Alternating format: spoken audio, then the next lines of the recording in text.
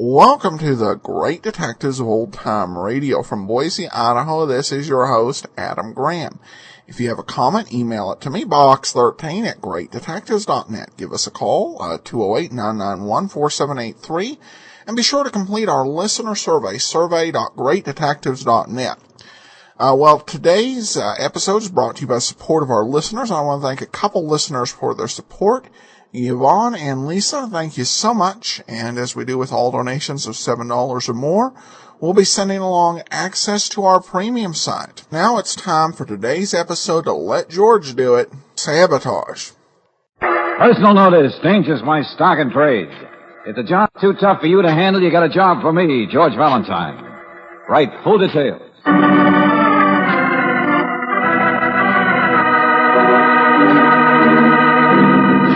Standard Oil Company of California invites you to Let George Do It. In a moment, we'll begin tonight's adventure of George Valentine. You know, there are 8 good reasons why Chevron Supreme gasoline works better in any car. And those 8 reasons are Chevron Supreme's 8 high-performance qualities. Quick starting, fast warm-up, full power, area blending, anti-knock, vapor lock prevention, smooth acceleration, and economy mileage. Remember that you get the gas with all 8 when you fill up with Chevron Supreme gasoline. So stop in tomorrow for a tank full at any standard station or independent Chevron gas station where they say and mean we take better care of your car.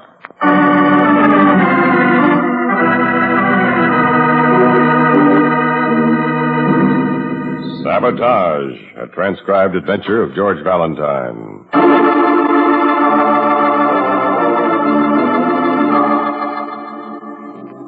Dear Mr. Valentine, how would you like to do 3 things? See a bit of the world, solve a situation for me, and be of service to your country. On second thought, the order of those 3 things should be reversed. In any case, if you're available for such an assignment at your regular fee plus expenses, please call on me as soon as possible at the above address. Yours very truly, Miles Carter, President. Very interesting, Brooksy. I'm sort of a yen to see some more of the world. Oh, so have I, George. How do you know you're included in? Oh, well, I don't, but you ought to be able to fix it. Uh-huh. Miles Carter, President, huh? President of what? Oh, let's see. Acme Mining and Smelting Company. What? You sure? It says so right here on this letterhead. Well. I'd best get out there right away and see my client. How do you know he's going to be a client? And why did you spark so, the name of the company? Well, it just happens to be a very big and important concern, Angel. Practically has a corner on South American tin. Oh, is that where tin comes from? A good deal of it. And Mr. Carter has run out of stuff to make tin cans with, wants you to discover another mine or something. Well, if that were the case, he'd hire an engineer. Then what could this situation be? I guess the best way to find out is to call on Mr. Carter. Put on your face, Brooksy. Let's go.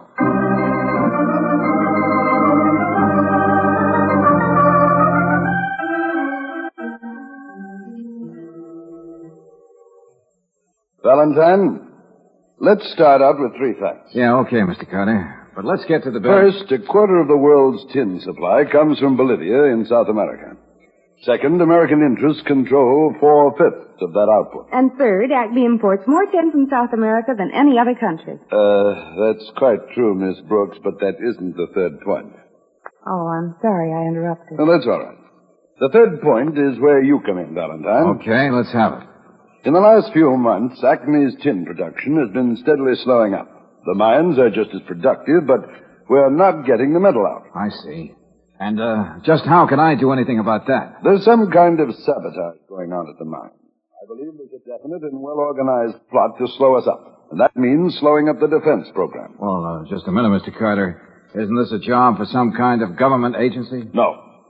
The people at the bottom of this plot have planned things very carefully. They could smell a government man a mile away. I need somebody who will be completely unsuspected. But wouldn't these people suspect anybody? Not the way I have it set up. Valentine, have you ever taken pictures? Well, yeah, sure. Of course, I'm not an expert. You don't have to be, as long as you can be a convincing photographer. I rather thought you might be interested in the job, Valentine, so I took the trouble to get this for you. Here. Huh? Oh, official news photographer, accredited to staff of Events magazine. But That's your entree. The editor of Events is cooperating with me in this thing. Oh, yeah, I see. I'm to go down to your mines in Bolivia as a photographer and check into this sabotage thing. You mean he has to go alone, Mr. Carter? That's right. No. Now, wait a minute. You've given me an idea. I have? Yes. Of course, I should have thought of it.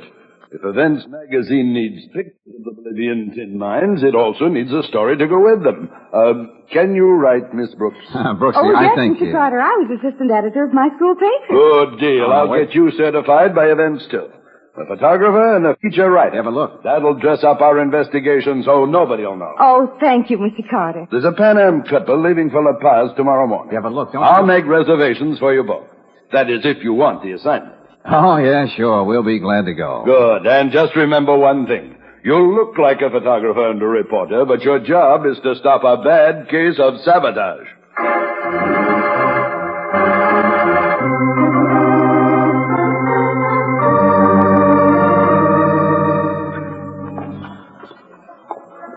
George, Yeah, Angel. the Acme office is supposed to be in this block somewhere, isn't it? That's right. There aren't any signs. How will we know when we come to it? I guess it's an old Bolivian custom, Brooksy. Don't put up signs. Let them guess. I suppose we could ask somebody. Yeah, sure, I suppose so. How's your Spanish? Well, it's a little on the Mexican side, but if we have... You got a camera, huh? Yeah, that's right. And you speak English. So perhaps you could tell us how... Senor, you'll take my picture?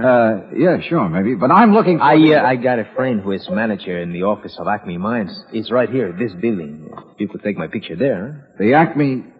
Well, yeah, I suppose I could. Then you will come with me, Mr. Valentine. And Miss Brooks. Oh, hey, now, wait a minute. How do you know... We were expecting you, Mr. Valentine. I saw you when you got off the plane. I was worried that you might get lost. Yeah. Well, since you know so much, where can I find a man by the name of Ed Burke? Oh, that's easy. Senor Burke is the manager of the Carter Mines in Bolivia. I'll take you to him. George, do you think... I'm trying to. This thing looks a little screwy to me, but we'll go along with the gag. I beg your pardon, senor. I am not a gag, whatever that is. I am Jose. Okay, Jose. Just take us to Ed Burke.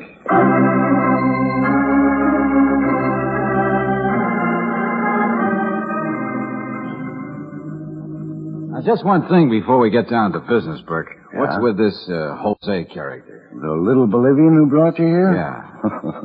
Oh, Jose's all right. He does odd jobs for us around here. What sort of odd jobs, Mr. Burke? Oh, a little of everything. Drives cars, carries messages back and forth between here and the mines. He's a freelance pilot. Good one, too. Has his own plane. I see. Matter of fact, we've been using him as a sort of spy lately. When we go up to the mines, they always seem to know we're coming. Everything's set up for us. But when Jose goes up there, Well, he doesn't actually work for the company, so they'd never suspect him. has he found out anything about this sabotage? Hasn't been able to tell us a thing. That's why Mr. Carter sent you down here. And where are we supposed to start, Mr. Burke? I don't know exactly. I do know we've got a problem as of right now. Oh, what's that? Several days ago, a train loaded with ore left the mines, a couple of 100 miles up in the mountains, bound for Antofagasta. Well, that's on the coast, isn't it? That's right, our shipping point. The train was due there 2 days ago. It never arrived. But you must know what happened to it. We haven't the least idea. It just disappeared into thin air. We know it left the Lolania mine. That's all. Well, who was manning it? Anybody you suspect? Not at all. Both railroad men from the States. But who's in charge of these mines? That's where I think the trouble lies. The top men at both Olania and Unsi are Germans, but East Germans. You know where their sympathies lie. Yeah, sure, with Russia, of course. But if they're the ones who are responsible for these slow-ups, why not fire them? That sounds easy, Valentine. But these men have been in Bolivia a long time. They're under long-term contracts with big penalties if they're fired. Oh, I see. Besides which, we can't prove anything. Uh-huh. Well, seems to me the first thing to do right now is to find that missing train. That's right. It's stalled somewhere along the way, and nothing else can get through. Okay, let's start from there. You say this Jose is a good pilot? Oh, yes. Very good. Well, then, suppose we have him take me over the railroad route between here and the mines. Trains don't just vanish, you know. Jose will be very happy to take Senor Valentine. My plane is already there. Well. You seem to be handy all the time, Jose. Sí, senor. Maybe a little too handy. ¿Cómo? What, senor? Skip it. Can we fly to the mines and back before dark, Jose? Sí. If we leave at once. I'm all ready to go, George. Angel, next trip. I'm just going to do a little scouting this time. But I'd like to go. Valentine is right, Miss Brooks. He'd better go alone with Jose this trip. Next time up, he can take you. Well, all right. I'll go back to the hotel and wait for you, darling. Yeah, okay. And if you find anything on the way, Valentine, please let me know at once. All right, but how? Jose has a radio in his plane. I have a receiving transmitter right here in the office. Call me as soon as you see anything. Right. Come on, Jose. Let's go warm up that plane of yours and get going.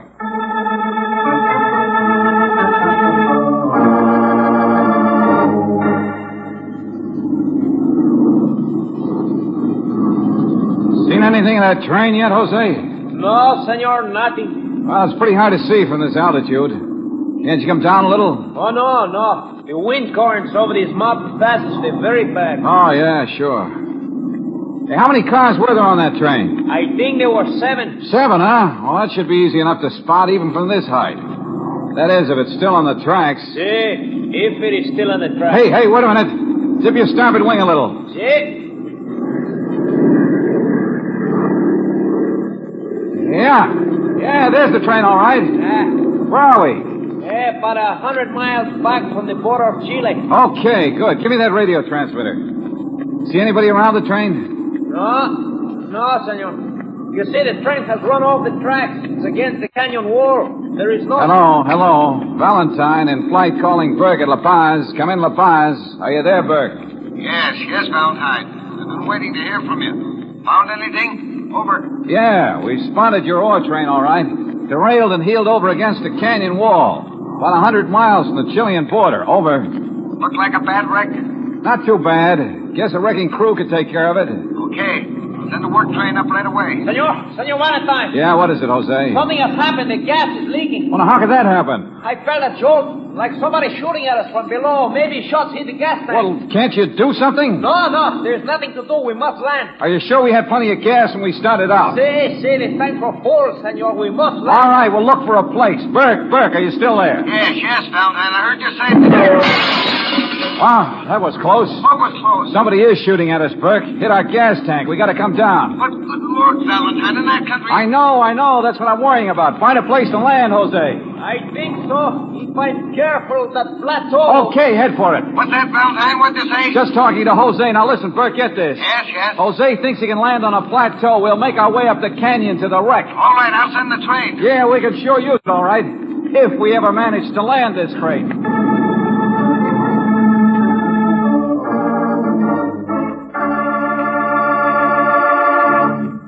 In just a moment, we'll return to tonight's adventure of George Valentine. Say, don't forget the new low price on Atlas tires being made as a special offer by independent Chevron gas stations and standard stations. If you need tires or tubes, now is the time to buy. Famous for their rugged, long-lasting service, Atlas tires put plenty of rubber on the road. Their wide, flat treads give better traction and help you to stop quicker. And now, you can buy Atlas tires at a special low price for a limited time only.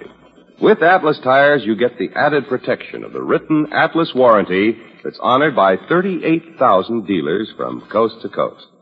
You get a liberal trade-in allowance and easy budget terms.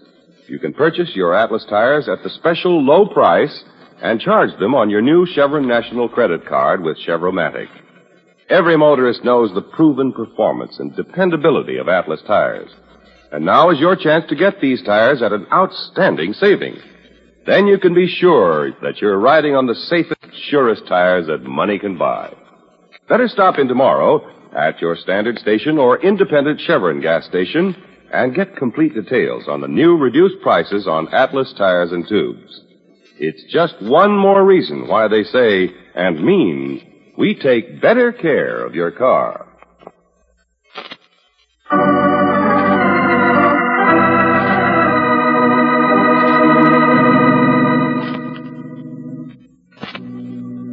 And now, back to tonight's adventure of George Valentine. You're engaged by the head of a large tin mining company to try and discover the source of sabotage in the company's Bolivian mines. Before you can even get to the workings, the plane in which you're flying is shot down over the wreck of an ore train.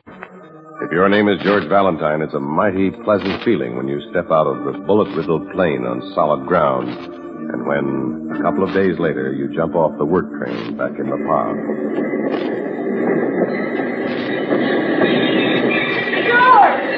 Hi, Brooksy. It's about time you got back here. I don't suppose you realize I've been worried to death. I'm sorry, I couldn't let you know, Angel. The telegraph lines were down. I know, but... Hello, Valentine. We got word you'd be in about now, so we came down to meet you. You got word? How? The telegraph line has been back in operation all day, darling, just in case you didn't know. Oh, no, I didn't.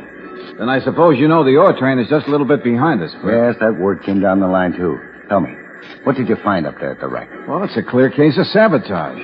One rail had been taken out completely, spikes and all. Huh? You see, we've been trying to work on the idea of sabotage at the mines, and they probably outguessed us. They figured the best thing to do was to keep the stuff from getting through. Yeah, that's about it. Then what we have to do is to check on the mines again. Oh, we tried that. Not with a news photographer from Events Magazine. Oh, yeah, I see what you mean. And a reporter from the same magazine. Oh, no, Angel. This is man-typed up. When do you figure you can get the ore train unloaded and started back for Lolania and Uncia, Mr. Burke? Oh, to be ready to head back up tomorrow night? Good. I'm going to be on it, complete with camera. So am I, complete with paper and pencil. Oh, no, I told you. Oh, now, don't be so old-fashioned, George. Look, will you please... Remember, there are a lot of good women reporters in the business. Yes, and but I happen to work for events, too. Might be a little dangerous, Miss Brooks. Especially if they should get on to who you are. They won't. Come on, George. You must be hungry. Yeah. Okay, Brooksy, okay, you win. Well, keep us posted, Burke, and I'll be on that ore train when it heads back up into the Andes. George? I mean, we will.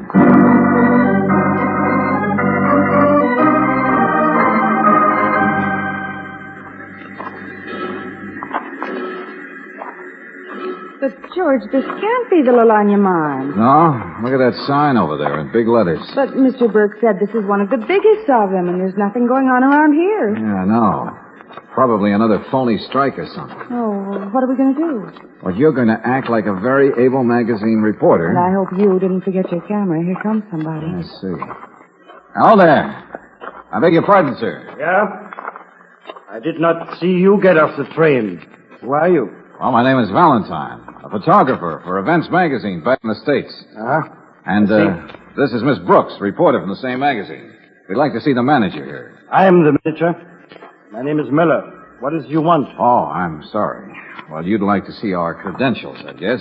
Here are mine. Brooksy. What? Oh, yes, George.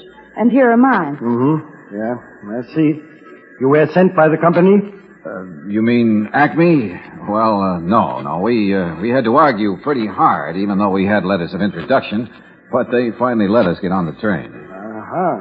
I see. Yeah, it doesn't look like we're going to get much of a story here, though, does it? Why? What do you mean? I mean, nothing's happening. What is this, a holiday? Oh, that? No. It's too bad you cannot see us in operation, but you see, yesterday one of our machines, one of our most important machines, got out of order. There were parts broken. But don't you have any extra parts? These parts? Unfortunately, no. I have ordered them from La Paz. They should be in within a few days. Uh-huh. Well, now, this doesn't help us much for the story and pictures for our magazine. No, I suppose not. But there's nothing I can do. No, of course not. You see, we'd planned to do quite a layout on both the Lolania and Uncia mines.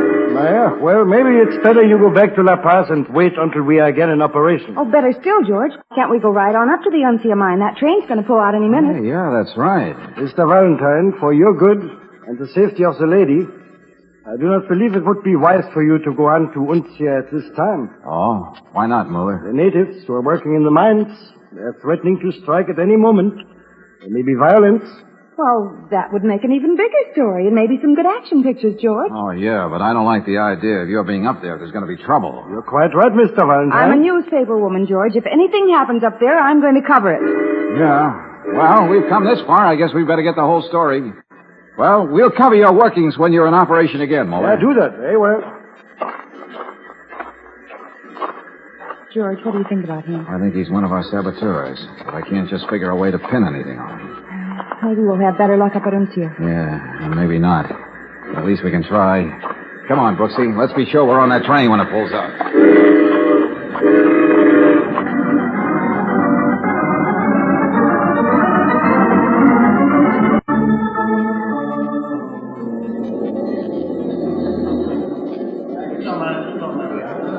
Golly, George, there's plenty of activity up here at Untia, all right. Doesn't look like any slowdown. That's right. I just had a talk with Schmidt. He's the top foreman. Another East German, huh? Yeah, but very friendly. He may not be mixed up in this sabotage business at all. So what do we do, take pictures? Have to, I guess, for the moment. But it... Oh, what was that? I jumped a mile. Oh, must be the whistle that ends work for the day. See, the men are leaving the buildings over there. But this is early afternoon. Why would they be quitting now? I don't know, Angel, but we'll soon find out. Here comes Schmidt now. We'll ask him. He doesn't look like a very pleasant character to me. Well, these babies fool you sometimes. Oh, Schmidt. Yeah? Here's Valentine. Say, what's going on here? Why are you closing down? You always stop work so early? No, but you see, yesterday I worked some men overtime, so we have a load for the train. They're worn out. They cannot work some more today. Oh, I see. Well, that sort of spoils our pictures again. Yeah, I am so sorry. Maybe you go back to La Paz and wait until we are working full force again, huh? You mean you won't be working for a few days? That is right. The train is loaded. We always give the men a few days off. Then I guess we're out of luck. Yeah. Now, you pardon me. There's a man over there I must see. The train will be leaving soon. Yeah, okay, Mr. Schmidt. George, what struck you all of a sudden? Hey, I just got to look at that man Schmidt has to see, Brooksy, right over there. Well, why would that... Oh. Why, that's Mueller from down at La Lagna. That's right. But how did he get up here? He didn't come on the train. Probably in that plane that landed a few minutes ago. Something's up, Angel. Like what? Like they suspect anybody who comes up here. My guess is they're getting together for a council of war. About how to get rid of us? That or something else. Hey, look. They're going in that shack over there. Let's sneak up beside it and see if we can hear anything. Well, all right. That's a tool house or something. It's a flimsy-looking thing. You ought to be able to hear something through those walls. George, if they catch us eavesdropping, there's no telling what they'll do. Wait a minute now. Careful. Don't make any noise. I won't. I'll get closer. You watch for anybody coming the other way. Yes, George, but be careful. And that's why I had to come here, Schmidt. We have orders. But we have done what we were told to do. We have slowed down supply from the mine. That's not enough. We must stop the supply. That's the only way we can put the American defense work far behind. Yeah, but how, Miller? If we make them refuse to work? That's not necessary. If the railroad is put out of commission, no tin can be taken out. Yeah, but we tried that before, and they fixed the railroad. But when we have finished this time, they will not fix it for many weeks. Listen to me. The ore train is loaded and ready to leave for Antofagasta. Yeah, I know. We have company cars, several of them. They are mountain roads. What are they saying, George? At one point, the road comes very close to the railroad line, you remember? Yeah, at the Cerro Pass. Yeah. By leaving now with dynamite and the detonator, one can be well ahead of the train when it reaches that point. And who can we trust to do this? Ourselves, no others. We must do this ourselves. Who knows, perhaps we will be rewarded by the party. Yeah, that's good. Now let us make our preparations. Come on, Brooks. Okay, George. Well, George, what do we do now? Take some pictures. But those men were planning something about wrecking a train, weren't they? Yeah, sure. But they don't know we know about it. They're going to start off on one of the company autos before our train goes back. And as soon as they're out of sight, we're going to take another company car and follow them. Oh, well, I suppose you know what you're doing. Just a rough idea, Brooksy, but it might work. Oh, look, George. They're coming out of that tool shed and heading for the car. Yeah, I see. I think if I get a shot of the mouth of the mine, it'll be pretty good. Stand over there beside her, will you, Brooksy? Oh, sure, George. Tell me where you want me. Well, right there's good. Yeah, that's very good. Hold it there. So, Valentine, you decided to take your pictures anyway, huh? Oh, yeah. I thought I'd get a few while we're up here. I'm afraid they will not be very interesting without the workers. No, that's true, but, we'll come back again for those. Yeah. You are leaving on the ore train, of course. Oh, sure. When will it be pulling up? In a very few minutes. I suggest you get aboard. Yeah, sure. We'll do that, Mr. Schmidt. And, we'll be seeing you.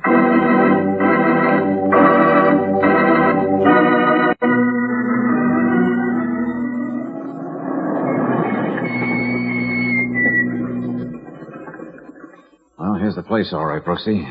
And there's the company car parked up ahead. Yeah, but where's Schmidt and Mueller? Well, down by the track somewhere, I guess. Now, let's get out. All right. Easy now. I don't see them anywhere. Just take it quiet, like, Angel. Don't make any noise any more than you have to. I won't. Hey, wait a minute. Hey, listen, there comes the train. Yeah, we gotta work fast. What are we going to do? I don't know yet. Just keep your voice down. Hey, get behind these rocks. What, did you see something? I thought I heard something. Over there, by the tracks. George, I didn't hear anything. Could it be your imagination? I don't think so, Angel. I don't think so. You can see a lot of track from here. Yeah, sure. That's why they picked this place, I guess. The train's almost here. No, not quite, Angel. You can hear it a long way in these canyons. Won't be long, though. George. Yeah, what? There they are. Where? They've been hiding behind those rocks, see? Yeah, sure. But wait a minute. They're nowhere near the tracks. Just waiting back here. I wonder... Yeah, sure. What, George? I remember now. They were talking about dynamite and a detonator. They must be all hooked up and ready. You mean they can set it off from here? Sure, that's it. And you stay here, see. What are you going to do? Sneak up as close as I can without attracting their attention and get the drop on them. George, he's holding the plunger on that box. I know. Now keep quiet and come when I call you. Okay. All right, get away from that box. Muller, it is that van. I said get away from that box. Your gun, Schmidt! Drop that! That's better. You might reach as high as possible. Come on. You're making a mistake, Valentine. Oh, yeah? I'd rather say you almost made a mistake. Brooksy! Yes, George, I'm coming. You see, Mr. Valentine, we can explain. You can explain a lot of things later. See, Schmidt found it smart to drop his gun, see if Moeller has one on him. All right, George. But I do not have a gun. I don't carry a gun. Just dynamite, huh? No, he doesn't have a gun, George. Okay, now how fast can you get down that bank onto the tracks? Well, I'll try it and see. What do I do? Flag that ore train, Brooksy. When you get them stopped, tell them they got 4 more passengers. 2 of them for a one-way trip.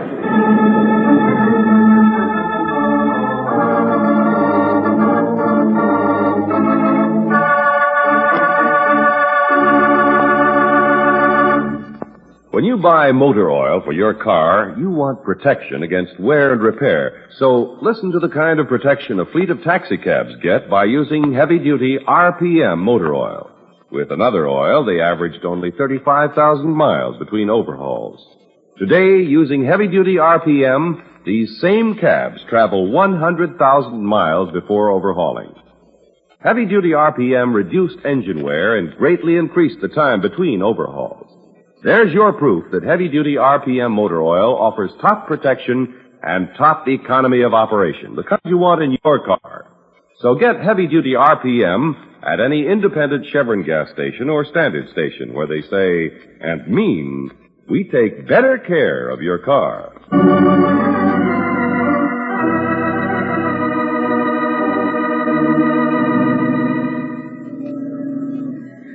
George, what will they do with those men, Schmidt and Mueller?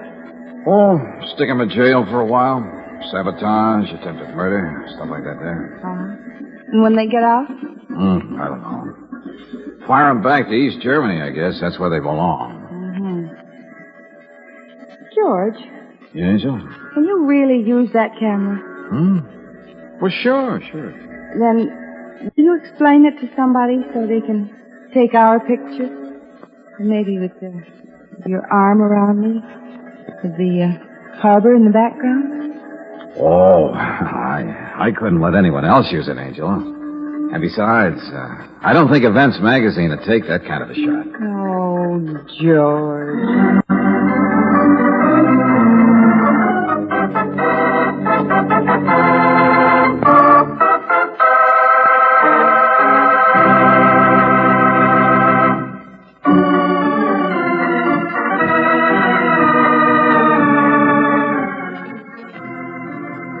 Tonight's transcribed adventure of George Valentine has been brought to you by Standard Oil Company of California on behalf of independent Chevron gas stations and standard stations throughout the West.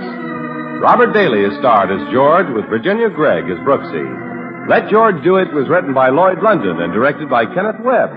Ted DeCorsia was heard as Carter, Tony Barrett as Jose, James Nusser as Burke, and Fritz Feld as Mueller. The music is composed and presented by Gaylord Carter, your announcer, John Heaston. Listen again next week, same time, same station, to Let George Do It. Let George Do It is heard overseas through the worldwide facilities of the Armed Forces Radio Service. This is the Mutual Don Lee Broadcasting System.